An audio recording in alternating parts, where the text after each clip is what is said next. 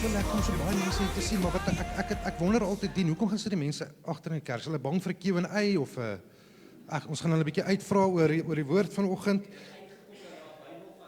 Ja. Die woord wat ek vanoggend wil bring is ietsie wat al lank by my staan en dit is iets wat ek ook maar moes leer oor tyd en hoe meer tyd ek met die Here spandeer, hoe meer het hierdie vir my geopenbaar en hoe meer sien ek eintlik die diepte van die woord raak. Want jy sien, ek meen ons almal ken versies. Filippense 4 vers 13, Jeremia 29:11, Romeine 12 vers 2, as ek hulle oproep. En dit het groot impak daai versies in ons lewe. Vir ons, baie van ons het 'n steunpilaar in ons lewe om in daai versies vas te hou, want dit is iets wat ons aan die gang hou en ons niks fout daarmee nie. Daar's niks fout daarmee nie. Wat ons wel baie sien is dat mense baie keer die verse heeltemal verkeerd interpreteer of hulle sien nie die krag wat eintlik agter daai vers kom nie. En dit is die groot ding wat ons altyd agterkom.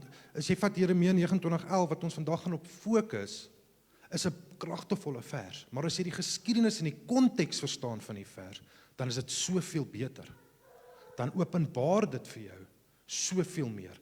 En vandag gaan ons sien hoe God geopenbaar word in ons en hoe het hy sy mense daai tyd was hy geopenbaar in hulle. En is belangrik.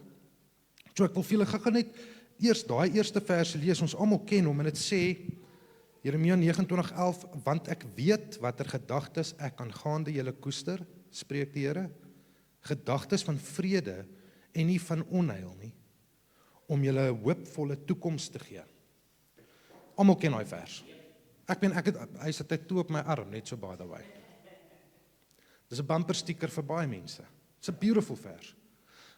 Maar kom ons gaan kyk na die konteks van die vers, wanneer dit geskryf was, hoe dit geskryf was, hoekom dit geskryf was. En ons gaan terug van die dae van Jeremia toe en ons kyk omtrent in die tydperk, die geskiedenis, die konteks en dit is so tussen 626 voor Christus en 586 voor Christus. So 'n 40 jaar bediening wat Jeremia gehad het as 'n profeet van die Here. Hy het deur 5 konings gegaan in sy tydperk. En dit begin met Josias en dit eindig met 'n Sedekia, ek dink dit is hoe jy dit uitspreek, want in 586 voor Christus. So vir 40 jaar lank is die termyn van die boek van Jeremia, as jy hom nou gaan lees, kan jy sien tot en met 29 is dit omtrent 40 jaar. So nou wil ons 'n 2 sinnetjie vers vat en 40 jaar opsom in dit. Ons kan nie dit doen nie, ons moet na konteks gaan kyk. Vir die wat nou al die boek van Jeremia gelees het en deur hom gegaan het, sal sien dat Jeremia 'n boek van waarskuwings is. Dis 'n nasie wat vervalle is. Op die stadium is die Jode vervalle. Dis afgoderry. Dis seksuele immoral behavior. Dit is sonde, dit is ongeloof. Dis kwaad doen, dis moord. Dit is al die dinge wat ons eintlik in die hedendaag sien in ons wêreld vandag. Maar vir 40 jaar lank praat die Here deur Jeremia en hy sê, gaan waarsku die mense. Daar gaan 'n tyd kom wat ek die lyn trek. Ek gaan hulle wegstuur, daar gaan 'n koning van die noorde kom, die vyand, die een wat nie eens glo nie. Ek gaan hom gebruik om skade te kom maak aan julle, om julle hier weg te vat, van julle huise af weg te ruk. Dis ballingskap, exile, gaan julle in ballingskap plaas. En so gaan hulle aan, en as mense gaan lees Jeremia, almal dink dit was op 'n een skoot wat hulle almal Babel toe is. Nee, dit is nie, dit het 2-3 keer gebeur. Elke keer kom Nebukadneser en dan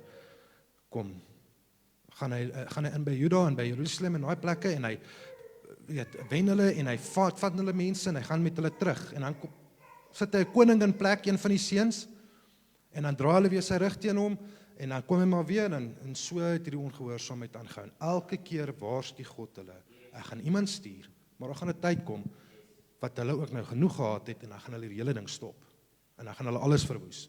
En ons sien die verwoesting gebeur in 586 waar die tempel en alles verwoes is. So as mense nou kyk na, daar's baie wat agter hierdie gebeur. Daar's 'n hengse ongehoorsaamheid wat gebeur tussen die mense en daar was 2 groepe. En hierdie 2 groepe is die wat in ballingskap is. Dit is na wie ons gaan kyk vandag.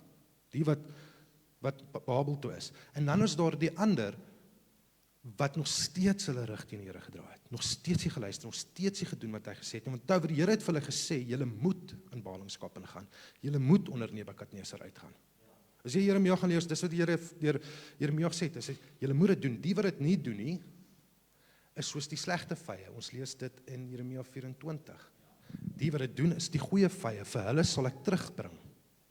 Die slegtes gaan ek verstrooi oor die wêreld, ek gaan 'n pes oor hulle bring, ek gaan 'n swaard oor hulle bring, ek gaan hongersnood oor hulle bring, ek gaan 'n bespotting van hulle maak. En ons kan baie van dit gebruik in vandag se tyd, nê. Kom ons kyk net na die volk Christene, net die groep Christene. Want onthou, hierdie boodskap is ook nie geskryf vir een persoon nie. Dit is geskryf vir 'n gedeelte van 'n nasie, vir 'n groep mense, dit was 'n koöperatiewe brief. Maar kom ons kyk na die Christene vandag. Daar's baie, oor die 2 biljoen, apparently. En uit daai 2 biljoen, hoeveel is die goeie vye en hoeveel is die slegte vye? Want daar's baie wat sê, ek's 'n Christen, maar ek leef nie soos 'n Christen nie, ek doen nie wat die Here vir my vra nie, ek is ongehoorsaam, ek volg my eie wil, ek volg nie die wil van die Here nie, die Here moet maar inpas by my lewe nie, ek inpas by die Here nie.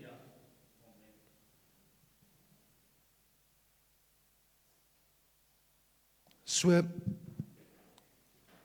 ons sien in 24 dae gaan 'n verskyning kom tussen, of 'n verdeling kom tussen die Jode ook. Maar ons fokus gaan vandag wees op die ouens wat in ballingskap na Babel toe gestuur is. So ons sien die brief in, hoekom skryf hierdie brief in, 29, hoofstuk 29, hoekom skryf Jeremia hierdie brief? En ons moet nou kyk na 28, want 28 gee vir jou konteks. Die valse profeet Hanania het vir hulle gesê, nee man, julle gaan 2 jaar, 2 years max, dan kom julle terug, moenie worry nie. Gaan so toe, kom terug 2 jaar, alles gaan nou right wees. En die Here sê nee, dit is nie wat gaan gebeur nie. So kom ons lees wat gaan gebeur, en nou lees ons gou van vers 1 af, en ons sê, en die is die woorde van die brief wat die profeet Jeremia uit Jerusalem gestuur het, na die nog lewende oudstes van die balinge, en na die priesters en die profete, en na die hele volk, wat Nebukadneser uit Jerusalem in ballingskap weggevoer het na Babel toe. Die wat nie weet, die ballingskap is exile. Dis in captivity, taken into captivity, of in exile, is uit jou land uitgevat. Maar kom ons sien wie het hy die brief geskryf? Hy het dit vir ouderlinge, hy het dit vir priesters, hy het dit vir mense met status geskryf, maghebbers, mense wat elite is. En ek dink daar's 'n rede vir dit. En dan ook vir die res van die volk, maar daar's 'n rede hoekom hulle uitgekies is om genoem te word, is dat hulle het 'n tipe van 'n beheer oor die mense, hulle het autoriteit. So die Here weet, as die boodskap by hulle uitkom en hulle kan die boodskap oordra, gaan die mense ook luister. Hy roep na hulle toe, as ons verder lees, sê hy in vers 4, sê, so sê die Here van die leerskare, die God van Israel, aan al die balinge wat ek uit Jerusalem na Babel in ballingskap weggevoer het, ek het hulle uit Jerusalem, nie Nebukadneser nie, ek het, sê die Here. Ek het nie die vyand gebruik. En hy doen dit in ons lewens ook. Alles werk vir God in sy groter plan. Ewen die sleg. Hy sê verder, bou huise en woon, en plant tuine aan en eet die vrugte daarvan, neem vroue en verwek seuns en dogters, en neem vroue vir julle seuns, en gee julle dogters aan mans, dat hulle seuns en dogters baar, en vermenigvuldig daar, en moenie verminder nie. Ons nogal snaaks dat hy op dit klemtoon sit, en ek gaan vir julle sê hoekom. En soek die vrede van die stad, waarin ek julle in ballingskap weggevoer het, en bid daarvoor tot die Here, want in die vrede daarvan sal julle vrede hê. So hy sê vir hulle, hoor, julle moet nou maar rustig raak daarso. Maar bou huise, iets sê vir my dat dit nie so bad kon gewees het nie. Ja, hulle moes onder die autoriteit van Nebukadneser wees, maar hy sê, bou huise, plant tuine, leef, trou, doen wat julle moet doen. Baie soos dat seker is van hulle, as hulle gehoorsaam was aan die Romeine, het hulle 'n okay lewe gehad. Dus wanneer hulle nie gehoorsaam was nie, het hulle moeilikheid gehad. Gaan doen die dinge. Bou jou volk op weer. En hy sê vermeerder, en hoekom? Hy sê dit nie omdat hy van hulle vergeet het nie. Nee, hy wil hulle moet basies reinig word en 'n nuwe volk bou. 'n Nuwe mens wees, 'n nuwe mens bou. Daar moes 'n dissipline wel plaasvind. Ons sien dat 'n dissipline moes plaasvind. Ek gaan julle wegvat van jou huis af. Ek meen as iemand môre vir jou sê, hoorie, jy mag nie meer in jou huis bly of in jou dorp bly of in jou land bly nie. Jy moet nou op 'n skipie klim en jy moet nou gaan. Jy het nie 'n keuse nie. Dit is nie lekker. Maak nie saak wat hulle vir jou daar gaan doen of hoe hulle jou gaan hanteer nie. Dit is nog steeds nie 'n lekker gevoel nie. Kan jy imagine hoe die Jode gevoel in daai oomblik waar hulle alles verloor het? Ons moet ook dit onthou dat dit moes tragies gewees het. Dit kon glad nie lekker gewees het vir hulle nie. Dit moes horrible gewees het. Maar hulle was ongehoorsaam en God het hulle hoeveel keer gewaarsku en gewaarsku en gewaarsku en gewaarsku. En dan het hy bietjie weggevat en dan nog 'n bietjie en op die einde het hy sê nou is dit klaar.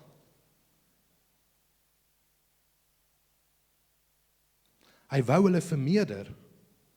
Hy wou nie van hulle vergeet nie. Hy wou hulle nie verwoes nie. So hy het 'n plan gehad. As jy verder lees,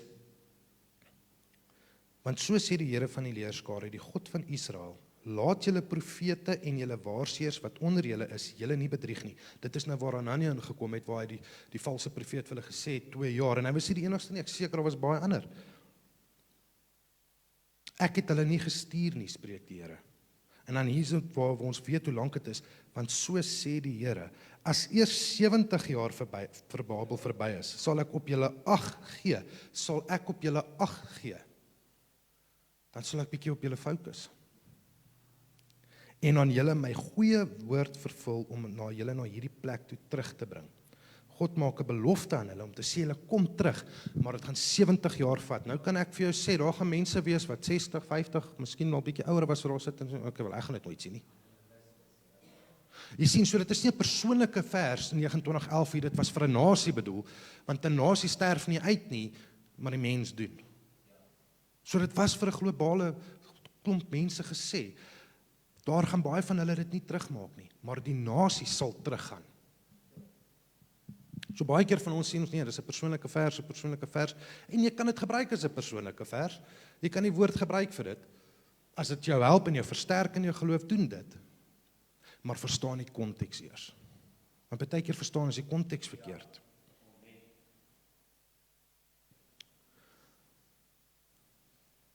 As ons verder lees, dan kom ons nou by 11 wat sê, want ek weet watter gedagtes ek kan gaan die julle koester, spreek die Here.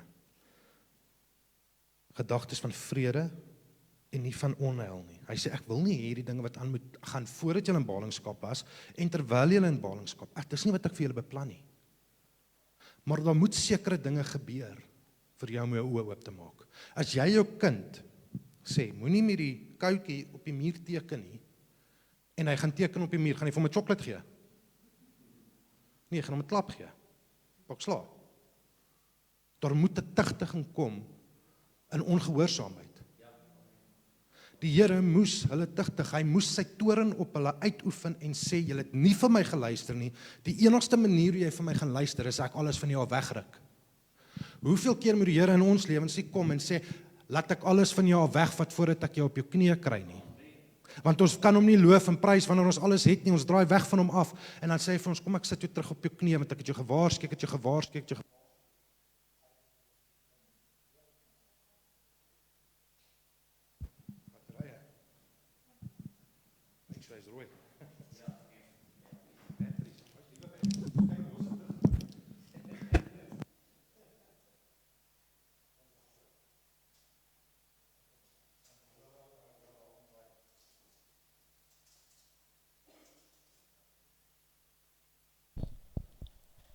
Daar sê, kan julle my hoor? Mooi.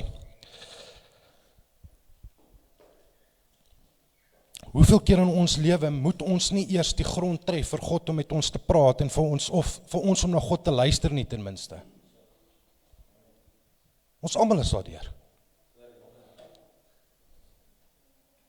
Daagliks. Partykeer weet ons verwag altyd die beste van die Here af, maar ons is nie bereid om onsself oor te gee en gehoorsaam te wees nie. En weet jy wat, gehoorsaamheid kom nie net in jou verslawing nie, of in jou geldsake, waar jy dit misbruik, maar dit is 'n groot deel daarvan. Gehoorsaamheid kom ook ongehoorsaamheid gebeur ook in ongeloof. Worry. As ek vandag vir die Here bid en ek weet die Here is goed vir my, want hy het my 'n belofte gegee in Jeremia 29:11 en hy vir sy mense en ek vat daai belofte vir myself en ek sê maar die Here en ek bid vir hom om Here genees my of Here laat U wil geskied in my lewe of Here laat dit beter gaan met my huwelik of met my en my kinders se verhouding. En ek stap daar uit en ek sê ja, ek weet nie wat om te doen nie. Is maar moeilik. Ek worry bietjie oor dit, jong. Dink jy het gebid en geloof? Nee. Ja, ons moet aksie insit. Ons moet ons kant bring. Dit is waar die geloofgedeelte inkom. Worry is nie jou kant bring nie. Dis om die volgende stap te vat wat jou kant is, wat jy bring. God se boodskap is duidelik in hulle in hierdie tydperk. Hy sê vertrou op hom, pas in met die mense, maak vrede. Hierdie ellende is nie vir altyd nie, veral vir die wat op hom vertrou. Ons ellende is nie vir altyd nie. Of dit nou gaan oor die geestelike en die ewige, of hier in die tydelike, op die aarde. Vir die wat op hom vertrou, is daar 'n hoopvolle toekoms. So ons sien die konteks van die brief is gebaseer op 'n ongehoorsaamheid wat getuig moes word, en dan is daar 'n plek vir restaurering. En dis jou 3 hooftemas van Jeremia. Ons sien die ongehoorsaamheid is die eerste ene, die leefstyl, die sondes, die afgoderry. Die God se waarskuwing wat hulle net ignoreer, hulle stres, hulle worries, al daai goed. Dan sien ons die dissipline, en dan kom hy en sê, nee, ek kan nou nie meer so aangaan nie. Hy het die tempel verwoes, hy het seker gemaak hulle word oorheers en uit hulle huise uitgeruk. En dan begin 'n restaurering, en partykeer vir daai restaurering 70 jaar, in hulle geval het dit. Waar hulle moes gaan na 'n plek toe. Jy sien jou seisoen van wag, is nie 'n seisoen van mors nie. Jy moet dit onthou, ons partykeer moet ons wag, want die Here is nog nie klaar om ons te herstel en te herbou nie. Nuwe Christene, nuwe mense het hulle lewe vir die Here gegee, in baie gevalle, en miskien is dit ons as mense wat hier voor staan, en is 'n skuld waar ons vir hulle, ja, daar is 'n onmiddellike verandering in daai persoon, maar daar's nog goed wat moet gebeur. En daai vat tyd, en daar's 'n erkenning wat moet gebeur in jou lewe. Jy moet sekere goed begin raak sien in jou eie lewe. Jy moet vir jouself in die spieël gaan staan. Want kom ek sê gou vir julle vandag, jou verslawing, jou finansies, wanneer dit nie goed gaan nie, jou huwelik as dit nie goed gaan nie, jou verhouding met jou kinders of jou besigheid as dit nie goed gaan nie, 99% is dit nie net die vyand nie, ja, die vyand word gebruik, maar 99% van die tyd is dit die man in die spieël se skuld. Want ons is nie gehoorsaam nie, ons het nie geloof nie, ons doen nie wat die Here van ons verwag nie. Maar ons verwag dat hy ons besigheid moet seën. Ons verwag dat hy ons verhoudings moet seën, maar ons lewe in sonde. Hy het vir ons maatreëls gegee, hy het vir ons presies gesê wat ons moet doen, en dan gaan dink ons, as ons die teenoorgestelde doen, gaan hy ons steeds seën.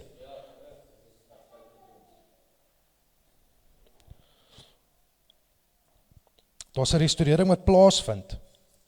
In hierdie ballingskap word hulle getuig, maar terselfdertyd word hulle ook gereinig.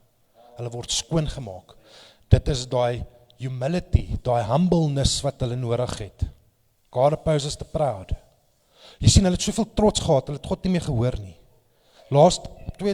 Vorige keer wat ek hier voorgestaan het ek gesê, sonde is soos daai wolf wat in daai lem wat gevries is, lek wat die bloed op het.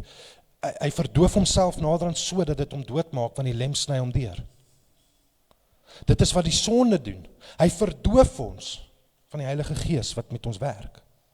Want ons trek al hoe meer en al hoe meer en al hoe meer weg van God af.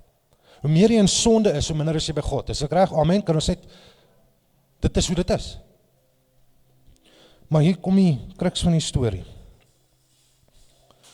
God gee vir hulle versagte harte in daai tydperk. Daai hart van steen vervang hy met 'n versagte hart van vlees.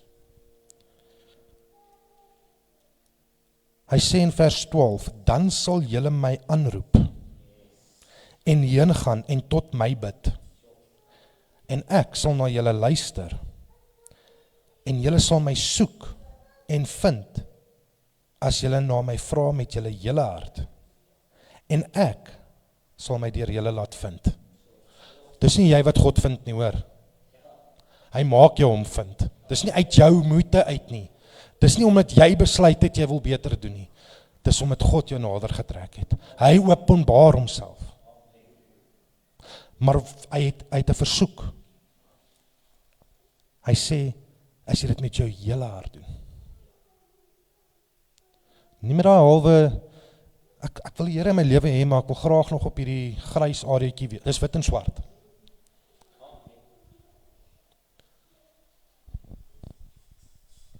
Ek het nou amper iets gesê, maar ek gaan dit eerder nie sê nie.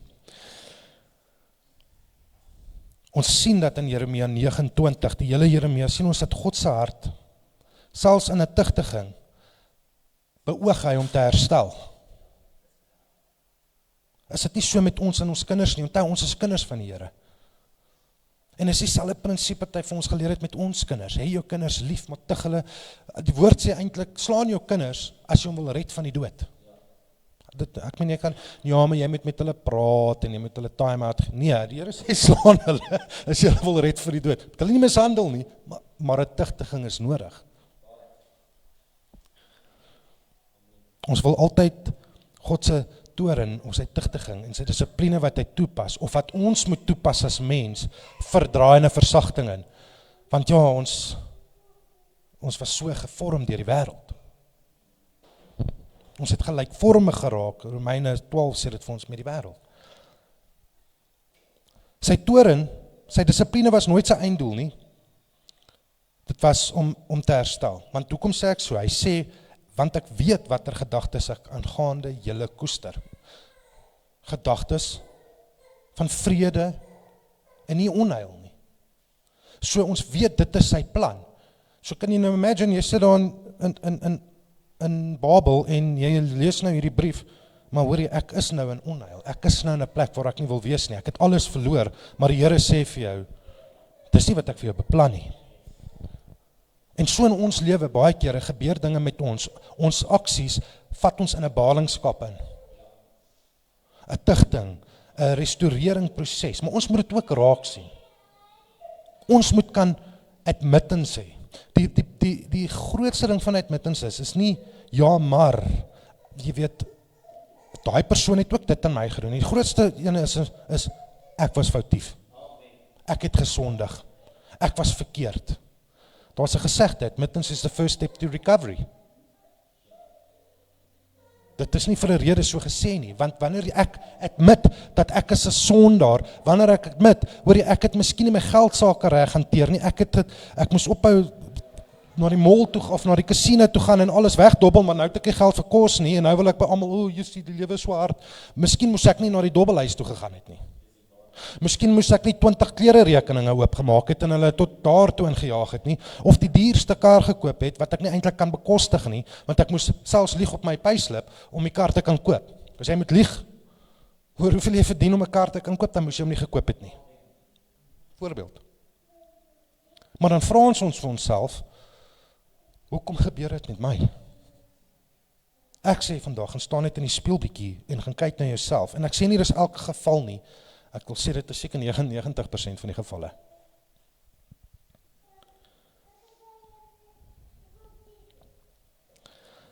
So werk God ook in ons lewens. Soms moet ons deur 'n ballingskap vat, vir ons om ons oë oop te maak. Soms moet ons verlies ly. Soms moet ons alles verloor.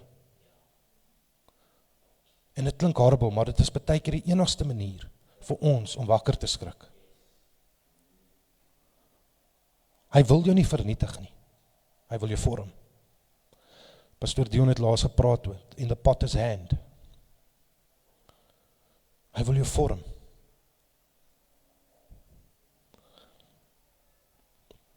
Ons het 'n refleksie om te doen, 'n introspection om te doen. Ons het vir onsself bietjie in die spieël gaan kyk vandag en onsself vra, waar is ek regtig in my ballingskap? Is ek voor 'n ballingskap wat gaan kom, of is ek nou in hom en ek is nog net nie reg gewees om te admit ek het fouteer nie?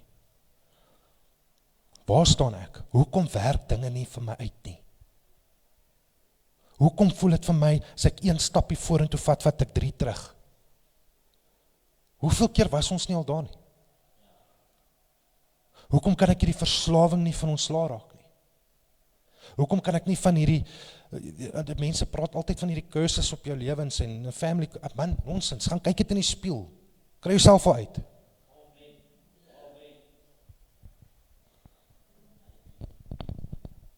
As dinge nie vir jou uitwerk nie, moet jy vir jouself gaan vra, is ek besig om die wil van die Here te doen, of my eie wil te doen?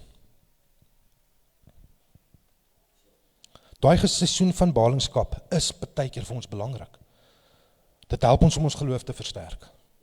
Dit het hulle 70 jaar gevat. Dit vat my terug, voordat ek nou eintlik verder aangegaan het, iets my nou bygeval, toe die Jode in die wildernis was, 40 jaar, was 'n 11 dae journey. Dit hulle 40 jaar gevat. 'n ou soos Moses kon dit nie eens inmaak nie, want hy was ongehoorsaam.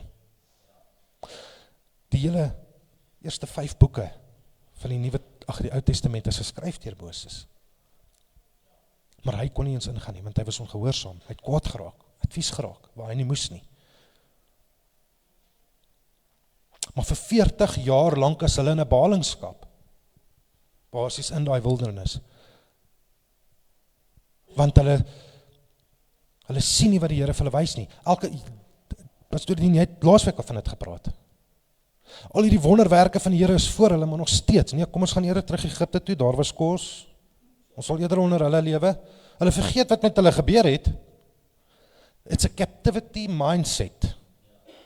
Hoeveel van ons lewe nie in 'n captivity mindset nie?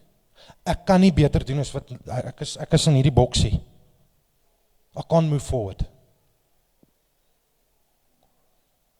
Ek sien dit dag in en dag uit in ons lewens. In mense se lewens sien ek dat daai persoon, ek sien die potensiaal in die persoon en dink ek kan nie verby daai boksie gaan nie. Kan nie daai een stap vorentoe vat in geloof nie. En dis 'n ballingskap. Dit is 'n ballingskap wat jy nie wil erken nie. Ons gaan in daai seisoene in om ons nederig te maak, want partykeer moet ons nederig gemaak word. We have to be humbled. Dis 'n harde val. Daarvan bo af na onder toe. Dis nie 'n lekker val nie, maar partykeer is dit nodig, want dit laat ons reflekteer oor wie ons is en werklik wat is belangrik. Want al hierdie goeders wat jy daar buite het, jou huis, jou karre, jou besigheid, alle goed. Dit is tydelik. Maar die Here is vir ewig. Hy verander ook nie.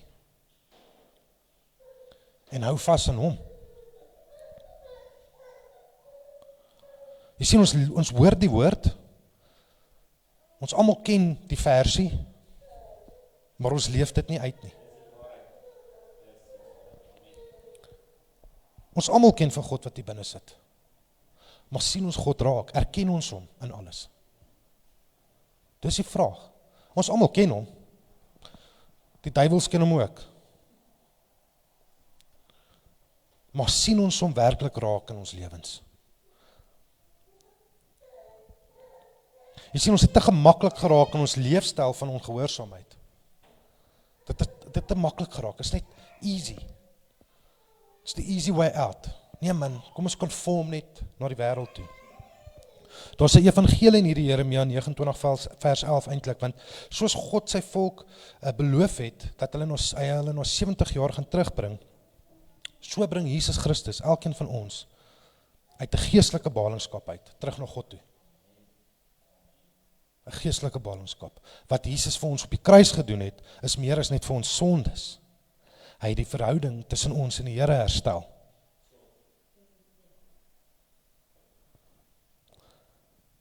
Ons is deur Christus vrygemaak. Ons lees dit in Johannes 8 vers 36, sê die woord vir ons presies dit.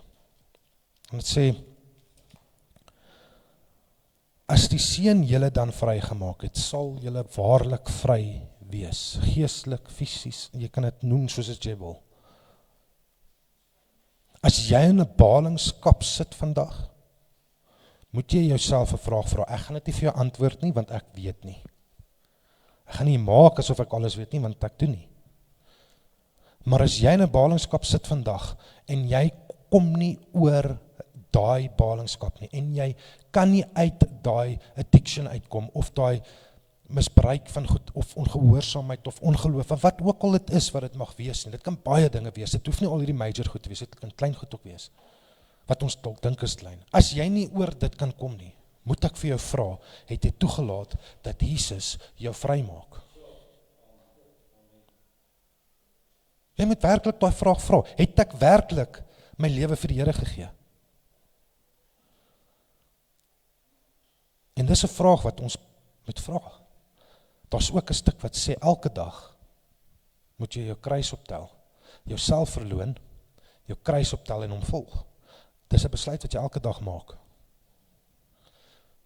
Dis iets wat jy aan werk, dis iets wat jy doen. Romeine, as ons kan blaai, Romeine 12 toe, vir die wat hulle Bybels het hierso. En ek weet, ek het al oor hierdie gedeelte gepraat, maar ek wil dit weer noem. Sins daarmee 'n 3 ure sessie vandag nie. Dien, julle kan so lank ook vorentoe kom as julle wil.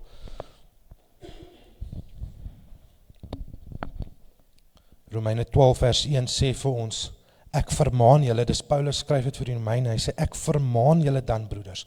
Vermaan beteken, ek pleit by julle, ek skree uit vir julle, ek vra julle mooi, ek smeek julle, is wat hy sê.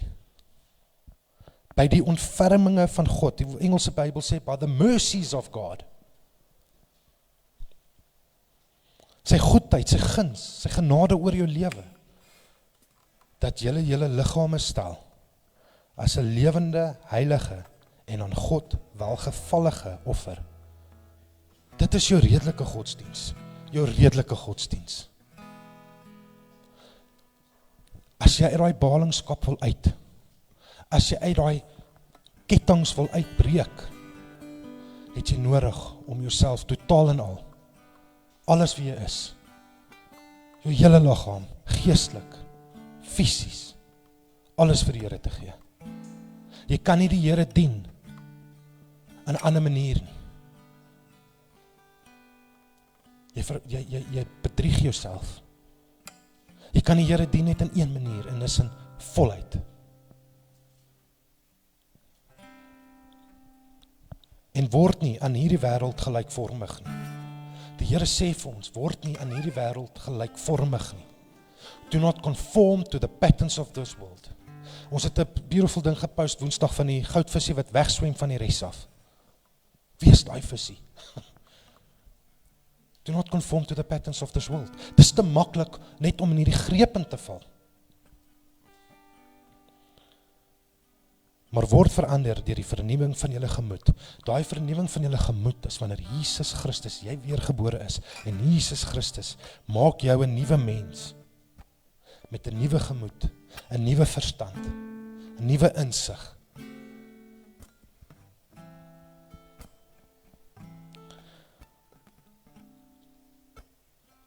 Sodat julle alles kan beproef wat die goeie en welgevallige en volmaakte wil van God is.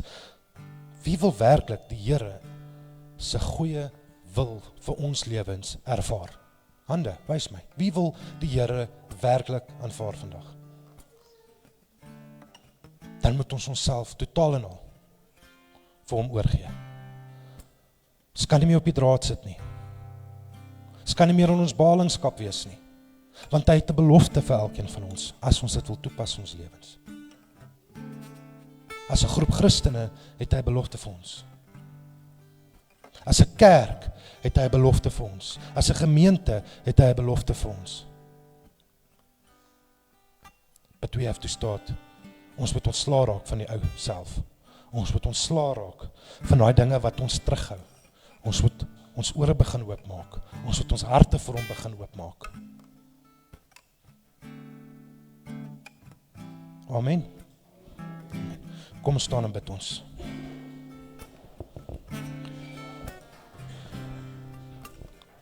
Here Jesus, ons kom na U toe vanoggend en ons wil net vir U dankie sê vir U boodskap vanoggend, Here. Ons bid vir elkeen wat hier staan vanoggend wat miskien in 'n plek van ballingskap is, liewe Here. Dat hulle self in die spieël gaan staan en die rede daarvoor dalk kan skou en het oorlaat in U, Liewe. Ek bid, Liewe, vir elkeen wat hier is vandag, dat hulle sal uitgaan en hulle self uit daai ballingskap gaan haal, met die hulp van U, Liewe, na U toe draai, in geloof, met 'n hele hart, soos dit U vra, en wat U vereis. Sodat ons U loof en prys, Liewe, U goedheid sal kan raak sien, Liewe. U guns in ons lewe kan ervaar, Liewe.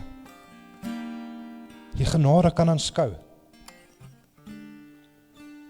So bid ek ook, Liewe, dat U saam met elkeen van ons in hierdie week en die week wat voor lê sal gaan. Wees die lamp op ons voete. Convict ons, Liewe. Laat ons raak sien wat ons moet raak sien. In Jesus se naam.